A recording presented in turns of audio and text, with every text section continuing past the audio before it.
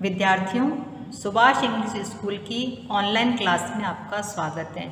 आज हम कक्षा 10 विषय संस्कृत के प्रथम पाठ है सूची पर्यावरण के अभ्यास प्रश्न करेंगे, जिन्हें आपको अपनी संस्कृत की कॉपी में लिखना है। पहला प्रश्न है, एक पदेन उत्तरम लिखत, एक पद में उत्तर लिखो का प्रश्न है। अत्र जीवितम कीदृशम जातम, यहाँ जीवन कैसा हो गया है। इसका उत्तर है दुर्वहम, बहुत अधिक कठिन। ख प्रश्न है, अनिशम महानगर मध्य किम प्रचलति, दिन रात महानगरों के बीच में क्या चलता रहता है। इसका उत्तर है कालाय सचक्रम, काले लोहे का चक्र। तृतीय प्रश्न है, कुत्सित वस्तु मिश्रितम किम अस्ति, मिलावटी वस्तुओं से मिश्रित क्या है। भक्ष्यम, खाने की वस्तुएं। अगला प्रश्न है, अहम कस्मे जीवनम काम्ये, मैं किसके जीवन की कामना करता हूँ। इसका उत्तर है मानवाय, मानवों के जीवन की। पांचवा प्रश्न है, केशाम माला रमणीय, किसकी माला रमणीय होती है। हरित तरुणानाम, ललित लतानाम च, हरे भरे वृक्षों की और सुंदर लताओं की। अगला प्रश्न है अपना, अधोलिखितानाम प्रश्नानाम उत्तराणि संस्कृत भाषा लिखत, अधोलिखित प्रश्नों के उत्तर संस्कृत भाषा में लिखो। इसका पहला प्रश्न इस प्रकार से है, कवि किमर्थम प्रकृते शरणम इच्छति, कवि किस कारण से प्रकृति की शरण की इच्छा करता है। इसका उत्तर है नगरेषु जीवनम दुर्वहम जातम, नगरों में जीवन बहुत अधिक कठिन हो गया है। सर्वत्र प्रदूषणम अस्ति, सभी जगह प्रदूषण है। अतः कवि प्रकृते शरणम इच्छति, इसलिए कवि प्रकृति की शरण चाहता है। अगला प्रश्न है, कस्मात् कारणात् महानगरेषु संसरणम कठिनम वर्तते, किस कारण से महानगरों में चलना कठिन हो गया है। महानगरेषु यानानाम अनंताः पंक्तयः सन्ति, महानगरों में यानों की अनंत पंक्तियां हैं।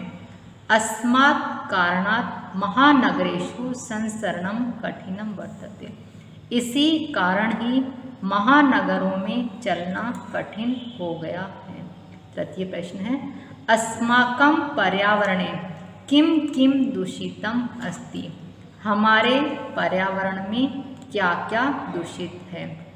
अस्माकं पर्यावरणे वायुमंडलम, जलम, धरातलम, भक्ष्यम च सर्वम दूषितम अस्ति, हमारे पर्यावरण में वायुमंडल, जल, धरातल, खाने वाली वस्तुएं सभी दूषित हैं। अगला क्वेश्चन है, कवि कुत्र संचरणम कर्तुम इच्छति, कवि कहाँ पर भ्रमण करने की इच्छा करता है। कवि नगरात् दूरम एकांते कांतारे संचरणम कर्तुम इच्छति, कवि नगर से दूर एकांत वन में भ्रमण करने की इच्छा करता है। पांचवा प्रश्न है, स्वस्थ जीवनाय कीदृशे वातावरणे भ्रमणीयम, स्वस्थ जीवन के लिए किस प्रकार के वातावरण में घूमना चाहिए।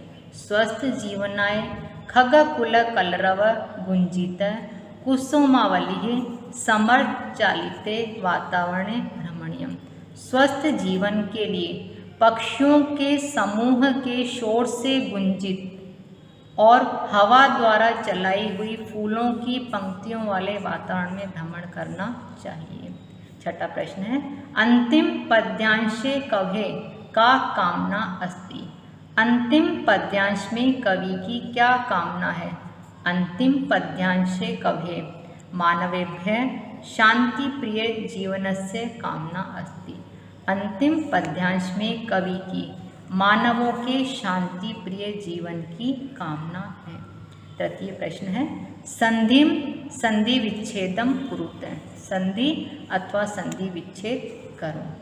पहला प्रश्न है प्रकृति रेव, अब इसका संधि विच्छेद हुआ प्रकृति ही धन एव। अब यदि विसर्ग संधि का हम ये नियम देखें कि विसर्ग से पहले अ या आ को छोड़कर दूसरा कोई भी स्वर होता है तो विसर्ग के स्थान पर र आ जाता है।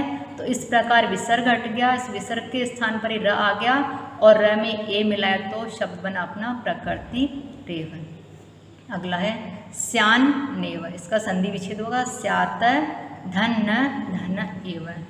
व्यंजन संधि में हम एक ही नियम पढ़ चुके हैं कि किसी भी वर्ग के प्रथम वर्ण के स्थान पर उसी वर्ग का अंतिम वर्ण हो जाता है। यदि हम त वर्ग में देखें तो त थ द द न, तो ये त हट के स्थान पर ये न आ गया तो यहाँ पर व्यंजन संधि हुई और यहाँ पर न के बाद में ए या न में अ है, अ के बाद में ए या ऐ होता है तो वृद्धि संधि में क्या होता है ए हट के ऐ बन जाता है। तो इस प्रकार अपना ये शब्द बना स्यान्नेव है। अनंतः, यण संधि का एक रूल ये है कि प्लस के पहले यदि ई होता है तो ई के स्थान पर य बन जाता है।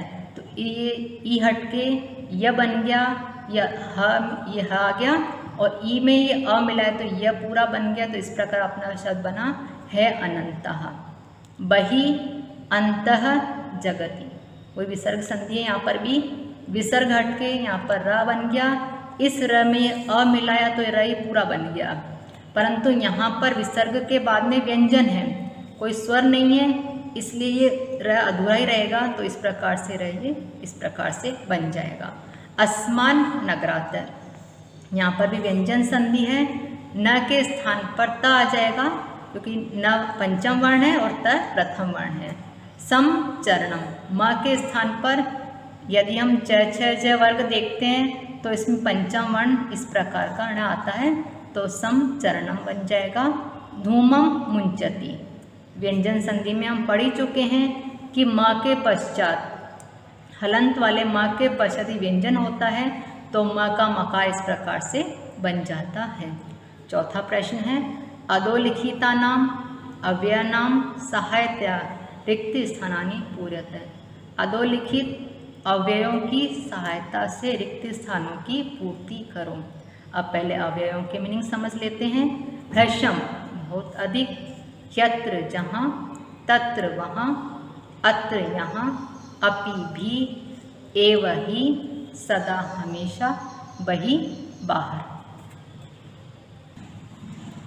अब रिक्त स्थानों में पहला क्वेश्चन है इदानीम वायुमंडलम भ्रशम प्रदूषितम अस्ति, इस समय वायुमंडल बहुत अधिक प्रदूषित है।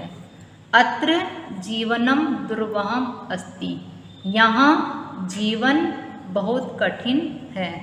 प्राकृतिक वातावरणे क्षणम संचरणम अपि लाभदायकम भवति, प्राकृतिक वातावरण में एक क्षण भी घूमना भी लाभदायक होता है। पर्यावरण से संरक्षणम एवं प्रकृति आराधना, पर्यावरण की रक्षा करना ही प्रकृति की आराधना करना है। पांचवा क्वेश्चन है सदा समय से सदुपयोग करणीय, हमेशा समय का सदुपयोग करना चाहिए। छठा प्रश्न है भूकंपित समय बहिर्गमनम एवं उचितम भवति, भूकंपित अर्थात भूकंप, भूकंप के समय बाहर जाना ही उचित होता है।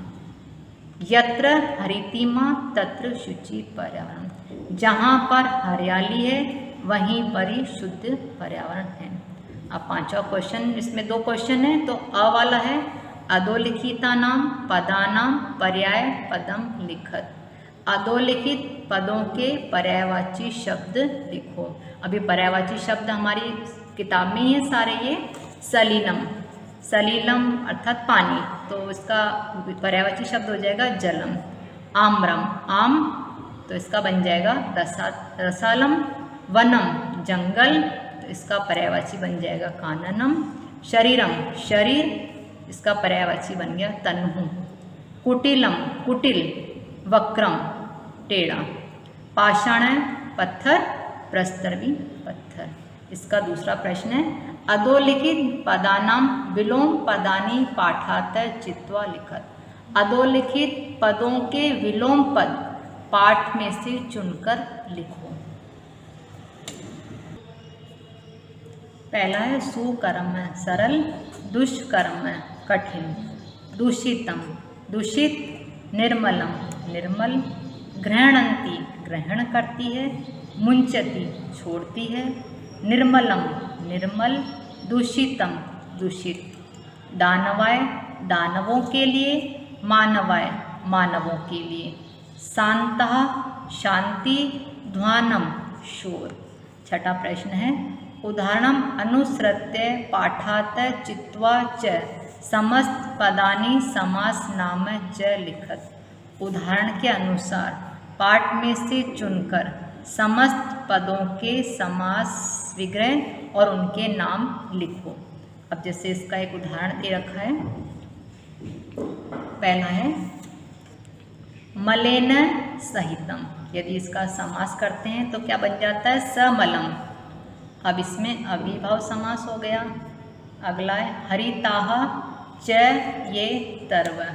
हरे हैं जो पेड़ उनका, यहाँ पेड़ों की विशेषता बता रहे हैं तो इसलिए इसमें कर्मधारय समास है और इसमें समस्त पद बन जाएगा हरित तरुणाम। तृतीय है ललिताः च याः लता तासाम। ललित हैं जो लताएं, सुंदर हैं जो लताएं उनका, तो इसका समस्त पद बन जाएगा ललित लता नाम। अब इसमें भी लताओं की विशेषता बता रहे हैं तो इसलिए इसमें भी कर्मधारय समास। नवा मालिका, नवा मालिका बोलते हैं चमेली को, पर यहाँ पर विशेषता बता रहे हैं कि मालिका कैसी है, नई है, तो इसलिए यहाँ पर भी अपना कर्मधारय समास हो जाएगा और समस्त पद बन जाएगा नव मालिका। धृत सुख संदेश येन, धारण कर रखा है जिसने सुख का संदेश उनका। अब यहाँ पर किसी थर्ड पर्सन के लिए बोल रहे हैं तो इसलिए बहुब्रीहि समास हो गया, धृत सुख संदेशम। पांचवा प्रश्न है कज्जलम इव मलिनम, काजल के समान काला। यहाँ पर भी विशेषता ही बता रहे हैं तो इसका समस्त पद तो बन गया कज्जल मलिनम और समास का नाम हो गया कर्मधारय समास। दुर्दांते दशने, भयानक दांतों वाला। अब इसमें विशेषता बता रहे हैं तो इसमें भी कर्मधारय समास है और समस्त पद बन गया दुर्दांते दशने है। अंतिम प्रश्न है रेखांकित पदम आदृत्य प्रश्न निर्माणम कुरुत। रेखांकित पदों के अनुसार प्रश्न निर्माण करो। पहला है शक्ति यानम कज्जल मलिनम धूमम मुंचति। जो सैकड़ों गाड़ियां चलती हैं वो काजल के समान काला धुआं छोड़ती हैं। अब इसका प्रश्न बनेगा शक्ति यानम की दृश्यम धूमम मुंचति। जो सैकड़ों गाड़ियां चलती हैं वो किस प्रकार का धुआं छोड़ती हैं। अगला प्रश्न है उद्याने पक्षिणाम कलरवम चेतः प्रसादयति। बगीचे में पक्षियों का चहचहाना हृदय को आनंदित करता है। अब इसका प्रश्न बनेगा उद्याने केशाम कलरवम चेतः प्रसादयति। बगीचों में किसका चहचहाना हृदय को आनंदित करता है। तृतीय है पाषाणी सभ्यतायां लता तरु गुल्माः प्रस्तर तले पिष्टाः सन्ति। जो पाषाणी सभ्यता है, पत्थरों वाली सभ्यता है, उसमें लताएं, वृक्ष, झाड़ियाँ पत्थरों के नीचे पिस गई हैं। अब इसमें जहाँ अंडरलाइन कर रखा है ये बहुवचन का शब्द है तो इसलिए अपना प्रश्न बनेगा पाषाणी सभ्यतायां के प्रस्तर तले पिष्टाः सन्ति। पाषाणी सभ्यता में कौन पत्थरों के नीचे दब गए हैं। चौथा है महानगरेषु वाहनानाम अनंताः पंक्तयः धावन्ति। महानगरों में वाहनों की अनंत पंक्तियां दौड़ती हैं। अब यहाँ महानगरेषु बहुवचन है, कुत्र के स्थान पर केशु आएगा क्योंकि केशु बहुवचन में आता है। तो इस प्रकार इसका प्रश्न बना केशु वाहनानाम अनंताः पंक्तयः धावन्ति। कहाँ पर वाहनों की अनंत पंक्तियाँ दौड़ती हैं। 5वां प्रश्न है, प्रकृत्याः सन्निधो वास्तविकम सुखम विद्यते। प्रकृति के सानिध्य में ही वास्तविक सुख विद्यमान है। अभी प्रकृत्या स्त्रीलिंग शब्द है, इसलिए अपना प्रश्न बना कस्याः सन्निधो वास्तविकम सुखम विद्यते। किसके सानिध्य में ही वास्तविक सुख विद्यमान है। प्रथम पाठ यहीं पर समाप्त होता है। धन्यवाद।